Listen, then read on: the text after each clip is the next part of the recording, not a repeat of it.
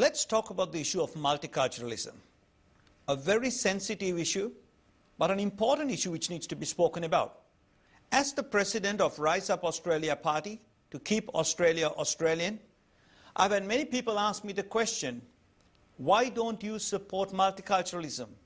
Because outwardly it seems like it was set up or created for people like myself in a Western society. So this message comes from my heart. The importance of what is and what is not is something we need to understand about multiculturalism. Now, I have lived in many nations, or traveled to many nations, lived in 2 different nations for a period of time, namely Sri Lanka and then in Saudi Arabia, interacted with many religious organizations and groups, and I possibly could stand here and say that I have some level of understanding to explain why multiculturalism will not work in the West. We are, and we can be, a multi-ethnic society. We come from different nations. Our country of birth cannot be changed. When I came into Australia, no one asked me to come to Australia. I chose to come to Australia. Likewise, most immigrants leave their nations because they believe the nation they are migrating into is a better place to live in. As such, when we come into our nation, such as Australia or any other nation we go in to live, we should be able to embrace that nation and become a part of that nation and not expect that nation to assimilate into the nation that I have come from or left, because I believe that it's better for me to leave my home country and come to another nation. So multiculturalism has resulted in many new laws being implemented into many countries, particularly in Australia. One such legislation which came as a result of multiculturalism is known as the racial and religious vilification laws. Now, just to let you understand, multiculturalism on the outlook of it looks really good. But in reality, what it does is it robs the freedom from the country where it's implemented into, meaning the majority of the country pay the price at the cost of accommodating the minorities which come into the country. Now, I am a minority in the country in that sense, but what I'm saying is this is a fair go, Australia, and the law should not restrict us, particularly freedom of speech. The racial and religious vilification laws, which was implemented in January 2002 in the state of Victoria, resulted in the Islamic Council of Victoria, or the Muslim community, taking us to court on vilification charges. Now, just to let you know where multiculturalism really goes mad, is that this law said offense was subjective, not objective, meaning if someone got hurt, they could sue me. Now, how do you measure hurt? This means that if I'm talking to someone in a restaurant and a third party listens to my conversation, he or she can claim that they were offended, and then I am guilty until I'm proven innocent. Whereas the Westminster's code is you are innocent until you are proven guilty. Now, who pays for my legal fees to defend? No one, myself. And this is not good law. So this law resulted in 3 Muslim Anglo-Saxon converts to Islam being sent as spies into a seminar in a church, and we were taken to court in 2002. We were asked to apologize, and I flatly refused to apologize for speaking the truth. And when in the tribunal, when it was brought to the attention of the judge, and the judge looked at me and he wanted to know why I said what I said, because he considered it offensive, I said, Your Honor, if I quoted directly from the Qur'an, and if what I have said is offensive, don't sanction me. Rather ban the book which says all of those words. So everything seems to be upside down. And this court case went on. In the lower court, we were found guilty based on the legislation in front of the judge, who actually confessed to the fact that it was a setup, but he had to rule according to the piece of legislation in front of him. I want you to understand, these laws are coming because of multiculturalism, and where the majority pays the price. And then we were ordered to apologize to the Muslims and put advertisements for $80,000 saying, we will never speak out or speak about the truth of Islam which is in their holy text. Sorry, I was not game enough for that. So we refused, flatly refused. So we were under threat to go into 6 months in jail for contempt of court. Of course, the media wanted to know what I was going to do, and I said, yes, I will take jail. I will not sacrifice freedom of speech. And people asked me, aren't you worried? Yes, we were a bit concerned because I had several death threats, firebombing threats to my home, my office, threats that my children will be kidnapped if I don't back off. But we thought, if we don't take a stand today, we're going to leave the baggage for the next generation. And I want to make sure that the next generation has a free and democratic society as we enjoyed in Australia.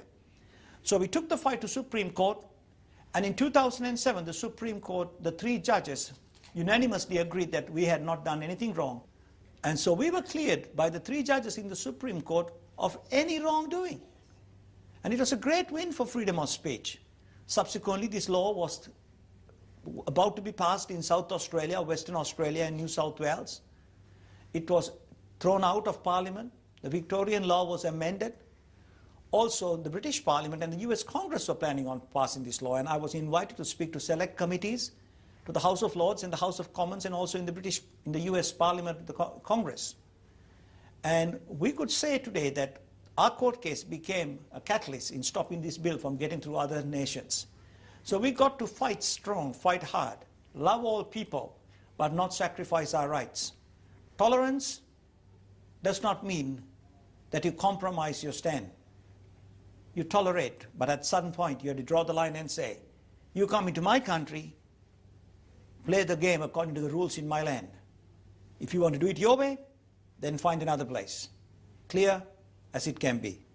So this is bad legislation. 5 years in court, $600,000 in court charges, under much constant threats. Why should this happen in Australia? We need to be careful to protect our nation. Freedom of speech is a fundamental issue. And if multiculturalism is going to curtail freedom of speech, then that's bad. So multiculturalism has been a failure in Europe, and I know it will be a failure in Australia. We need to stand united for a free and democratic society and move forward as a people united under one flag, the Australian flag. Today I call Australia home, and I'm proud to be an Australian. It's our duty as immigrants to assimilate into the way of life of Australia.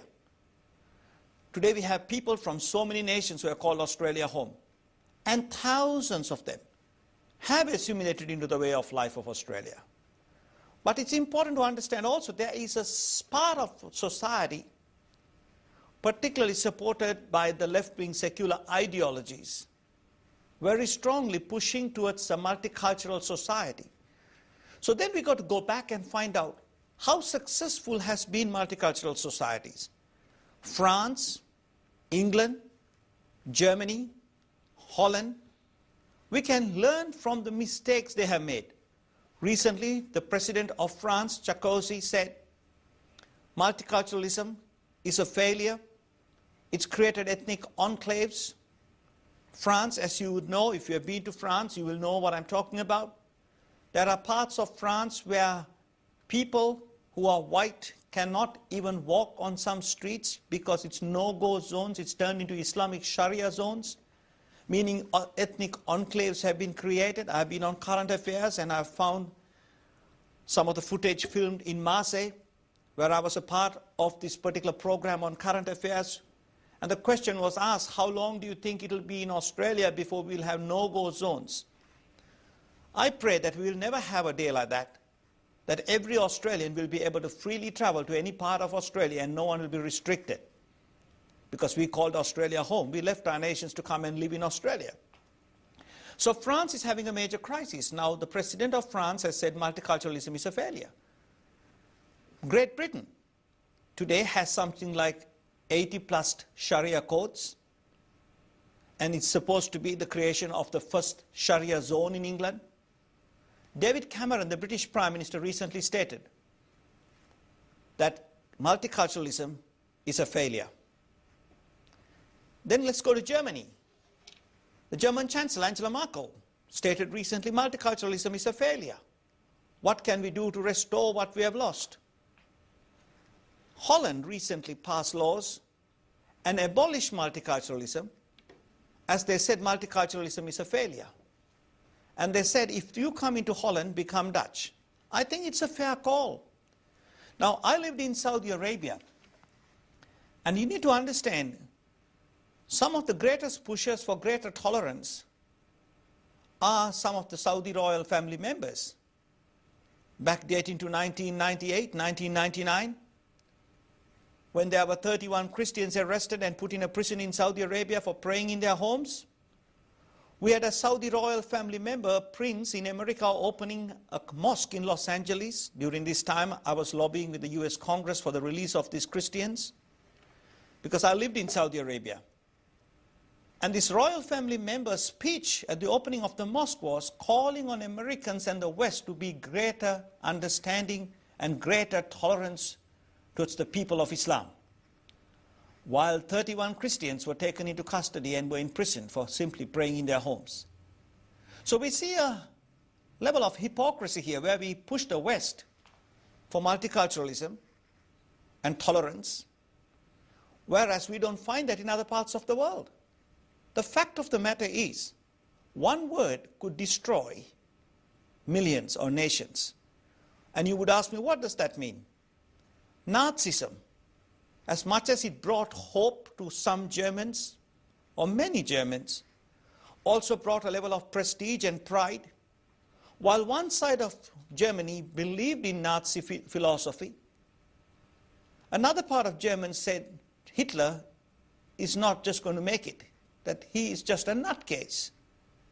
The bottom line is, Hitler rose in power, and the end result was more than 10 million people were massacred. One word, Nazism. Then we think of communism and communist ideology, Stalin. Again, it seems to be good philosophy. Everyone embraced it. A lot of people embraced it because it was equality. So the presentation was really good. It seemed good for society. But the outcome, possibly 75 million plus people, were killed. Now, when a word Islam comes, it always makes me wonder. Now we have multiculturalism. Now, what the dangers are is this. Today we know that Islam is culture, religion, and law. So when we embrace a multicultural society, we have to embrace Islamic Sharia law. And I want to tell you this, that I know from experience, the Western governments are pushed to accept Islamic Sharia law. And someone would tell me, but Daniel, it's only just a few crazy Muslims or radicals. I'm sorry, it's very mainstream, because the Islamic Federation of Australia has asked our government to embrace Islamic Sharia law. Now, as much as I know there are tens of thousands of Muslims who don't want Islamic Sharia law, they like our way of life, and that's why they're here. And they should be also rising up and speaking up with me against Islamic Sharia law and the Sharia system. So we cannot embrace Islamic Sharia law in a Western democracy because it's not compatible at all for Western civilization. The rules and the regulations, you ask me, how do you know that? I lived in a Sharia zone, Sharia law in Saudi Arabia. The real Sharia is you chop people's hands off. You chop people's heads off. A man could have 4 wives. A wife could be divorced by simply saying talal, talal, talal 3 times. And these are the serious parts of Islamic Sharia law. Also, what you need to understand is in the Sharia court system, a man's testimony, 2 women's testimony is equal to a man's testimony. In other words, 2 women are needed to give their testimonies to be equal to 1 man's testimony. Now, where is justice in this system? And this is already happening in Europe right now. And the women have no rights under Sharia. We need to keep our laws in place. We don't need a subsequent law to come into our country. Another very negative component, or a very interesting component of Sharia law, is the fact that the man has the right to beat the wife. Now, we don't believe that in Australia. And we need to protect our women. If we give Sharia law, there are many Muslim women who are beaten by their husbands. At least now they have an opportunity to come out and talk to someone. If Sharia law is given to them, they'll be told that they cannot come into the normal legal system. They need to mind their affairs amongst the Muslim judges. And where the Muslim woman will have no voice at all. How do I know it? Because we have dealt with cases. One classic case was a woman who was very badly beaten. She was bruised and bleeding. She came running for help. And she was a woman from Afghanistan. And the accusation of the husband was, one of the husband's friends came home. She opened the door not knowing who it was. And because she saw the husband's friend, the husband got angry with her, put her on the bed and gave her a belting. Now, someone might turn around and say, but that's an odd incident. No, but that's what the Qur'an says. The Qur'an actually says if you suspect your wife, you can give her a beating with a belt. So Sharia is not good for a Western civilization. It's not good for any civilization. It's completely outdated. It's like in the Dark Ages. We need right laws, and that our laws are good for us. Let's keep Australia, Australia. Tell us today that you could just make it just a nice parts of Islamic Sharia law, let it be given to the West. Well, you give a little, then it creeps in. Why do we need another law when we have our way of life, our common law, our Judeo-Christian heritage? So I am against multiculturalism. And someone once told me, they said, you're really against Islam. Yes, I am. Because its teachings is not good for us. Am I against Muslims? No, I'm not. I love the Muslims. Do I love the Germans? Yes, I do. Do I agree with Nazi ideology? I don't. Communist philosophy? No, I don't. Russians, I do love. So I want you to clearly understand that we love people. All people are loved.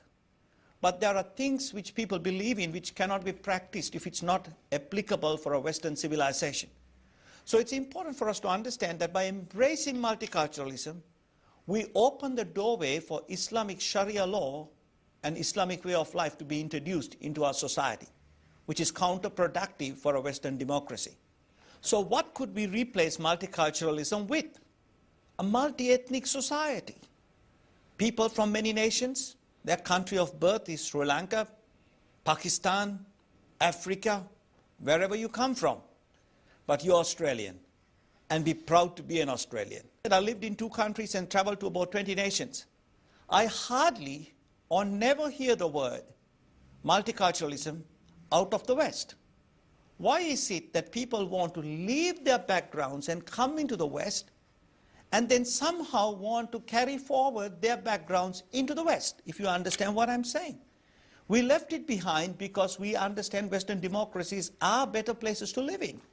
So now we should respect the country we are coming to, assimilate into the society, and become a part of the nation. So Rise Up Australia Party wants to keep Australia Australian. This is for all people who call Australia home.